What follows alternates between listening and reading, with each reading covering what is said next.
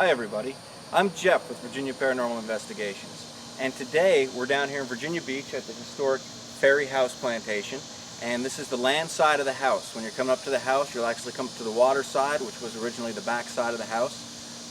The small part behind me here on this side was used as a circuit court, I believe back in 1735, and then in later years the rest of the house was added onto it and it served as a plantation house with several acres. I think they said they had some 83 slaves here on the plantation. It's got quite a bit of history to it. We're going to learn a little bit about that as we go along, but also it has several deaths that took place during its years of operation. Now, some of these deaths supposedly have left spirits lingering behind that have been witnessed by many of the visitors that have come to take the tour and by the people that worked here. So we're here tonight, we're going to do an investigation and we're going to see what we can pick up. Originally the guy that was going to build the tennis courts, they ended up finding an Indian burial ground. Right. And instead of reporting it, because I guess supposedly they weren't supposed to be building it. Yes. He didn't report it, he kept it hush-hush, and then just decided to cover over the land, And right? build it anyways, yes. So, A tennis court that wasn't originally in the plan. Right. But now it's here. Yeah. to cover up an Indian burial ground. Right, which you wonder if it would stir up some activity perhaps. Yeah, it could Right. be. Right. Absolutely, you never know. Well, right now we're heading back here to where the hanging tree is. So this is the hanging tree? This is the hanging tree. So what's your guys' opinion on cycles? And it's a huge tree. As you can see the trunk of it here, well, it's still light out, we're trying to get some video of it, and it was actually struck by lightning. And the inside of it down here at the base is actually hollow.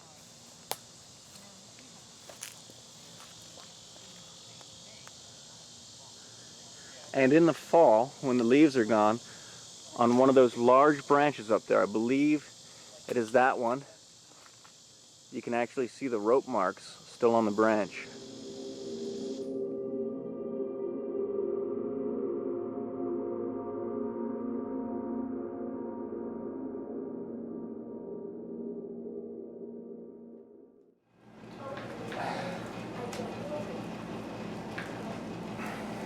I'm trying to find the end of this cord.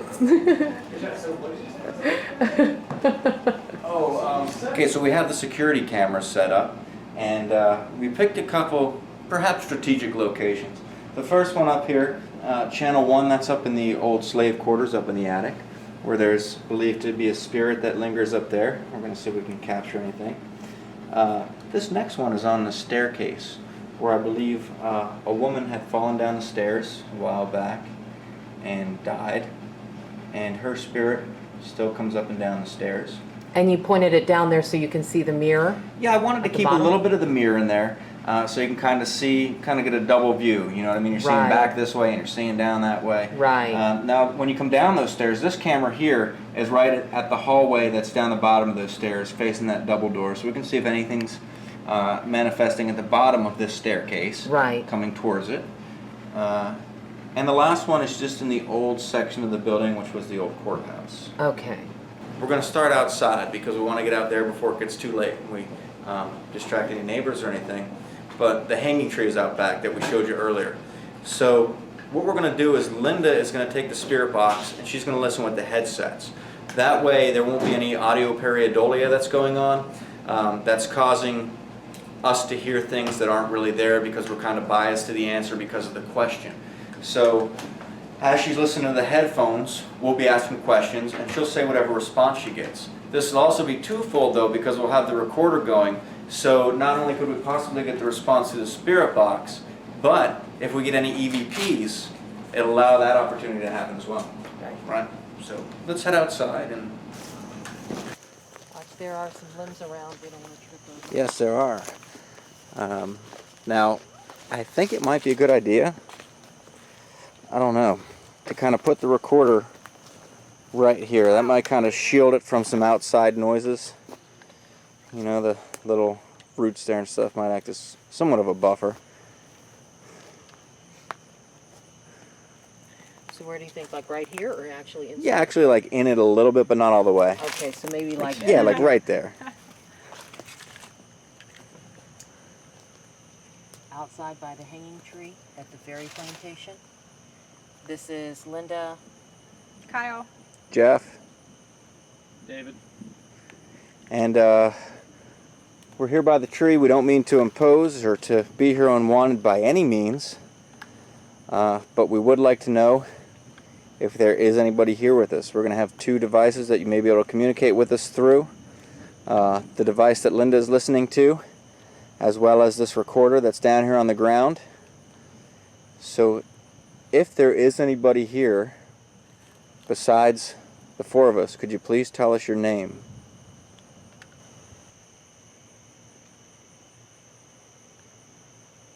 Could you tell us how many are here with us?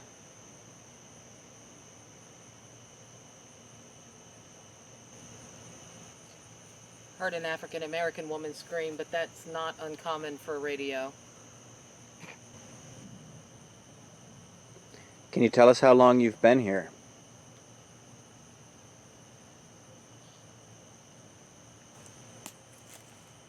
Can you tell us your name?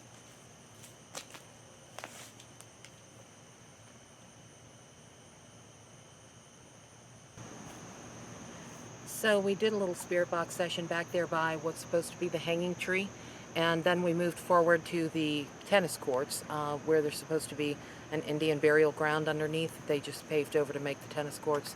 We weren't getting a whole lot back by the tree. It sounded like a lot of radio chatter, and unfortunately that's one of the things with the spirit box that you have to kind of be aware of, is that there always is radio chatter coming through as well. You have to sort of pick through that to determine what might be coming from the spirits and what's not. So we didn't get anything back there by the tree.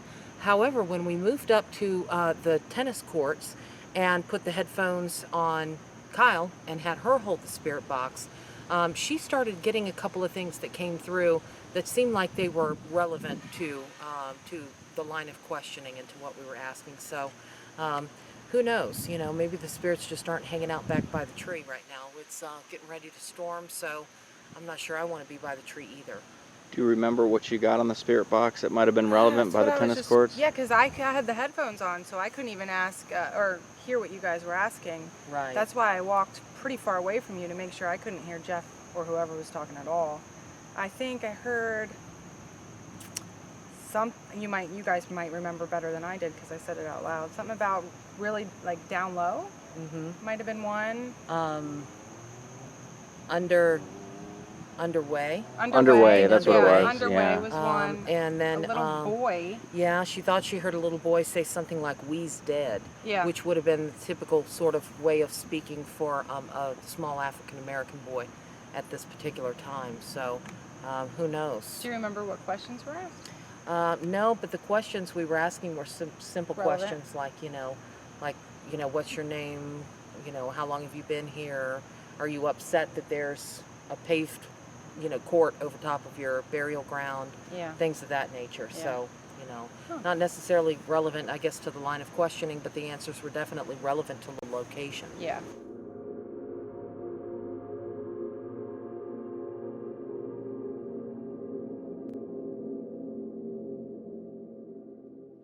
What we're going to do now is we're going to head up to the old slave quarters in the attic, which is on the old courtroom side of the building, and there's allegedly a ghost up there. His name is Henry, and we're going to see if we can pick up any recordings of him.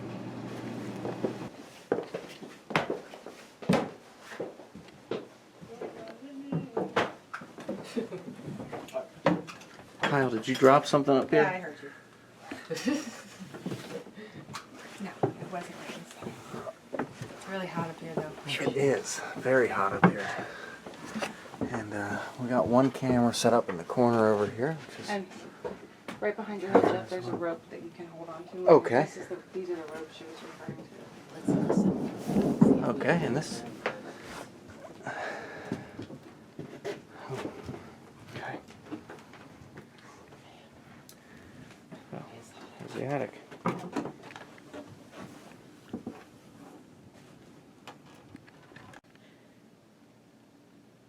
Here we are in the attic, and I'm Jeff, I'm Kyle. Linda. I'm David. and we don't mean to trespass. if we're welcome up here, we'd like to ask you some questions and maybe see if we could get you to talk to us. Is there anybody here with us?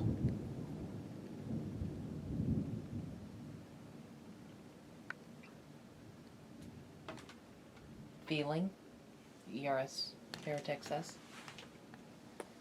We do have this Paratech app going here just to experiment. And if you can use that to communicate with us, that would be welcome as well.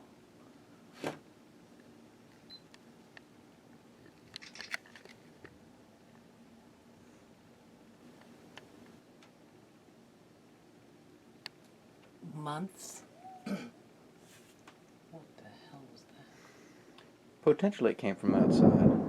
What was it? It sounded like a voice. Almost sounded like a wolf or something. Or Yeah, like something to that, like a yeah, fox or a or woman something. going woo. Yeah. And that's almost what I heard earlier when we were being given the tour. It almost sounded like a woo. Interesting. Yeah, when we were up here in Mhm. that Yeah. room right there. Yeah. Yeah. Oh, you heard it too? Yeah. I wonder if that came from them. From the other group. I guess it's a possibility. This is a pretty solid wall. It is, but if one of them got scared. What was life like for you here?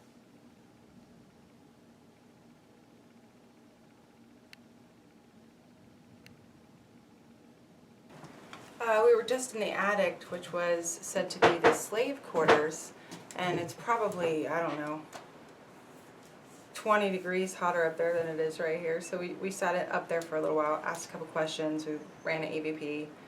The EMF detector was on, it's still on. Like I said, we just asked some questions, so I guess we just have to kind of wait and go over the audio later. Right. It's a couple of strange noises, perhaps. Yeah, actually, you're right. When we were up there, we thought we heard somebody kind of yell, woohoo, what sounded like to be outside. We don't know, it could have been the other team members in the house. But as of right now, we can't really confirm what the sound was. We'll have to check and see if we can find anybody that may have made that noise. If not, perhaps something. Right. Yeah, we'll definitely ask them when we see them. I know they were in another part of the attic, and then we thought we heard footsteps and heard them coming down from another part of the house. But so it could have very well been them. We don't know if somebody got spooked and maybe hollered, or yelled. So we'll just have to check with them and see. If not, there wouldn't be anybody outside right now in the storm. So the chances of it actually being somebody outside are pretty nil. Right. Yeah, so. Unless it was somebody outside that got struck by lightning, maybe, or something like Yeah, that. that could be, in which case we might find, them dead on the ground or something. Then that would be a telltale sign, so. Well, let's take a look. Right, so what happened here, Linda? So we got down here and we asked the docent, I guess that, docentess. Is that French? Docent. We asked her what exactly she had heard while she was down here, if she had heard the yell that we heard. She said no, she didn't hear anything. In fact, the noise that we heard that sounded like maybe one of the other team members coming down from the upper floors in the other part of the house and perhaps going to the bathroom and closing the door, she said they didn't hear any of that either. So we're not sure where that sound might have come from. Somebody was definitely moving around, and we were the only ones who heard it. That's exactly the problem. Headlamps are good. And right here, this is the staircase where the maid had fallen down Okay. and died. And we have a camera right here. And then there's another one at the top of the Up staircase. here, I see it. So, Did she just fall, or was she, was it well, she didn't do it on purpose. just a natural accident?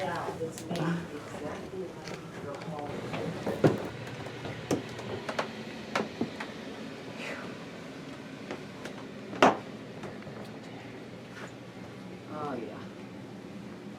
Faceless dolls. Not good at all.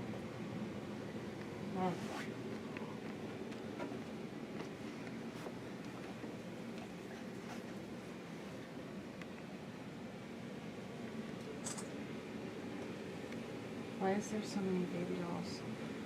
I guess, I don't know, because it's the nursery. Look at that. Look how old.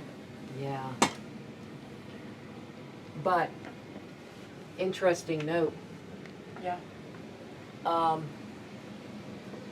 a lot of these dolls, or some of the dolls, seem faceless.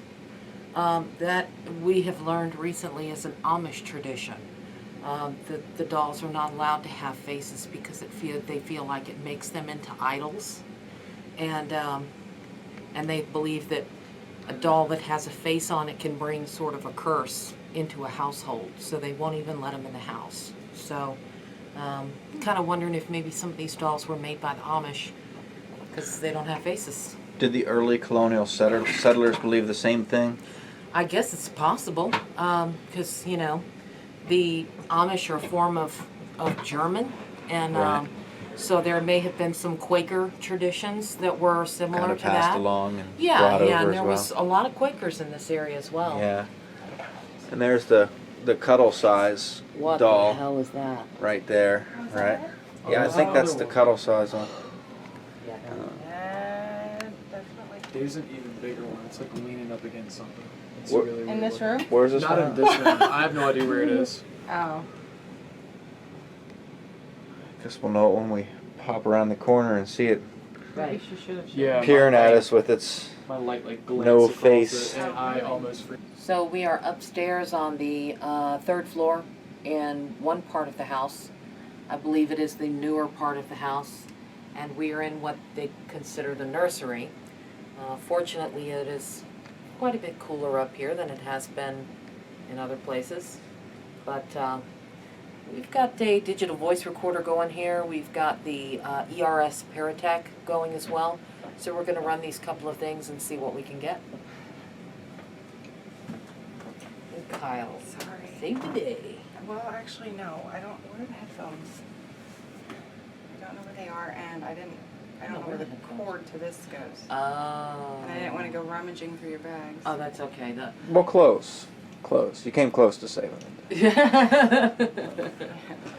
Story of my life. But I can go back. Oh, it's okay. Don't worry That's all about right. it. Yeah. Just- So I'm Linda. Jeff. Kyle. David.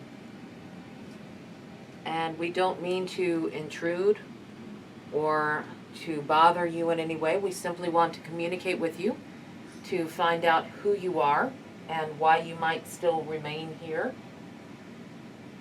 If there's someone here besides us, can you please tell us your name? It says Henry. Well, that's interesting. Now that is a common name that we get that pops up on the ERS Paratech, so It is. It We- could just be, we you know, it can't- pops up yeah. almost every time we power it up. That's the only problem with that. it does. It does. Did something bad happen to you?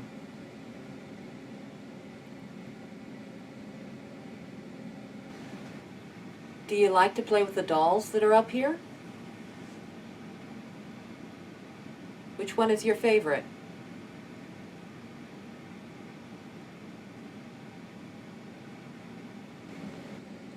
Can you tell us the name of the lady who fell down the stairs? It says best. What doll do you like the best? The most? The best? Yeah. Across. Best.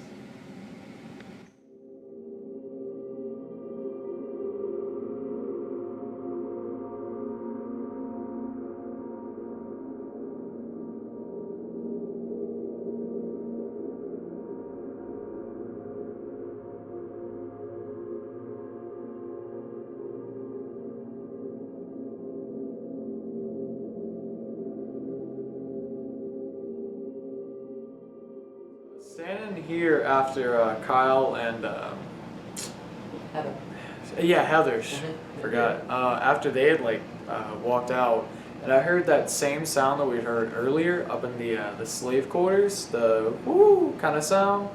And I went in there and asked Heather in there, the other Heather, and they said they didn't hear anything. And they asked me if I made like a knocking noise, like a double knock, and I didn't make a double knock at all. when I left this room. That's interesting. We got to find out what the source of this noise is. I know, and it's kind of weird to me that, that something has figured out how to play with noise a little bit in allowing one person to hear it without the others hearing it. Yeah. I mean, you can be one room away from somebody and they're not hearing the same thing you're hearing. And that's just fascinating to me because we can't do that when we're alive. How do you do it when you're dead? Manipulate sound like Right. Right. It's almost like it's right close to the person, but That's what it's I- making it so low that it sounds farther away. Did you Right. come up with a similar theory? Exactly, Jeff. That's exactly what I told David. I was like, it seems like it's like manipulating the sound, but it could possibly be like right here. Yeah, Right. It's crazy. That's interesting. yes. So while we were up in the nursery, we had a little discussion about running various mediums at once. And, we came up with a theory that perhaps it may be overwhelming to a spirit to try to pick one to use if there's too many going.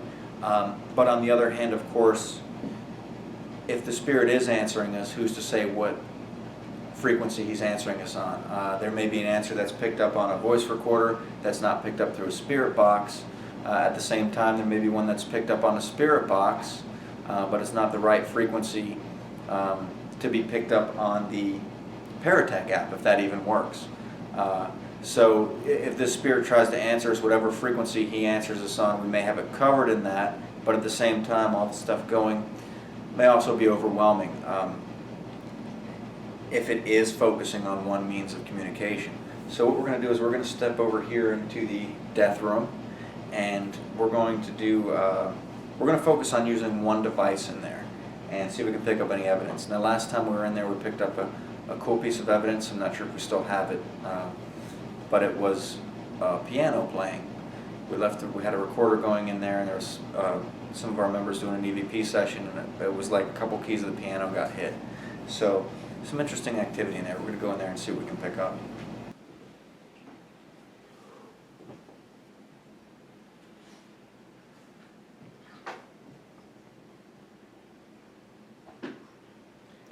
So why exactly do they call this the death room?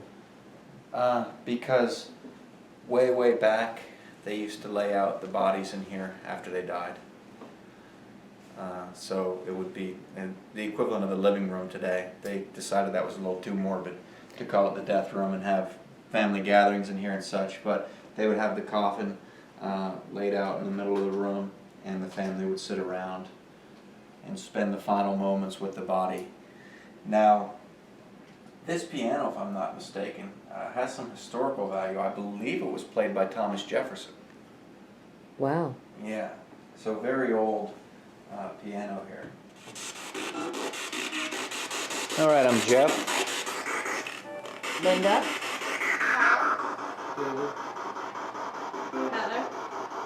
And we don't mean to impose by any means, but we're here to talk if there's anyone that wants to talk to us.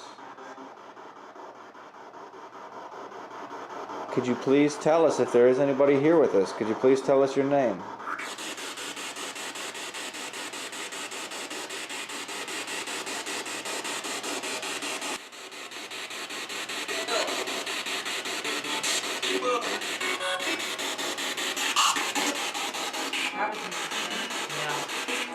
What's that? It was the same word. Yeah, it was almost like a loud whisper. Is that what you're talking about? It was like, Yeah. Odd. If you told us your name once, can you do it again? Can you say it nice and loud so we can understand?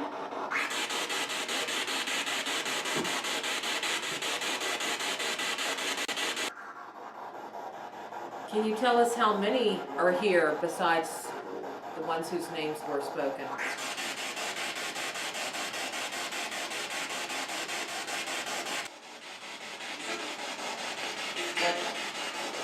seven?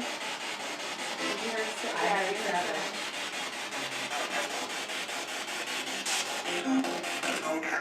Is there someone named Henry that resides in this house?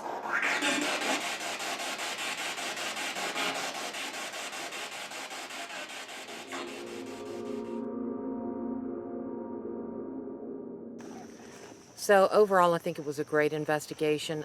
It was nice working with the other team. They were um, very respectful, very cooperative, and we managed to hit most of the places in the house. But some places were more interesting than others, and we certainly heard a lot of creaks and groans and what sounded like this strange woo-woo that people kept hearing. But you know, the odd thing about it was that one person would hear it, they would ask the others in the next room if they heard it, and they didn't. So, very interesting overall. Great place. Heather, who runs the place, is very hospitable, very knowledgeable about the history of the place, and seems like we're sitting on a fairly historically significant piece of ground here.